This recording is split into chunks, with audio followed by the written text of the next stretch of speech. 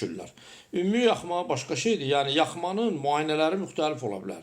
Yaxma nə deməkdir? Yəni xüsusi alətlə, yəni belə deyək də, bu alət nədən ibarətdir? Plasmas çubuqdur. Çubuğun ucunda xırda plasmas tükçüklər var. O tükçüklər vasitəsilə uretranın, yəni kanalın iç tərəfi sıyrılır, sıyrıntı da yaxma götürülür və oradan analiz olunur. Bunun niyə detallarına varıram? Yəni indi siz görəsiniz ki, CD ilə olan analizlə yaxma, bu sıyrıntıdan götürülən analizin yerlə göy qədər fərqi var. Fərq nədədir?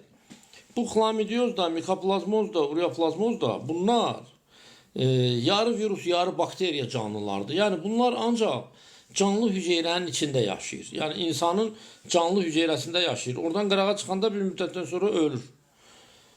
Temperatur dəyişəndə, quruyanda ölürlər, tez ölürlər.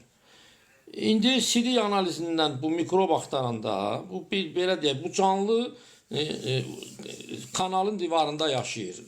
CD kanalının içinin divarında. Bu o CD-yə düşə də bilər, düşməyə də bilər. Bunu heç kim garantiya vermir ki, mütləq o mikrob ora düşəcək. Amma biz sıyrıntı götürəndə oradan, biz o divarı qaşıyırıq, orada bir canlı hüceyrə götürür, düzdür. Xəstəni bir qədər incidir, xəstə biraz narahat olur, amma buna getmək lazımdır. Çox indi həkimlər, indi mən onları da başa düşürəm, istəmirlər ki, xəstələr qaçsın. Ona görə deyirlər ki, ha, gəl yaxşı, gəl sənə CD ilə götürək, nə mi, qorxursan, qorxma.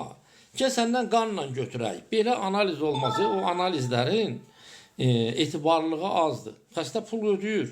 Amma olunan analiz onun əvəzini ödəmir. Yəni etibarlılıq aşağıdır.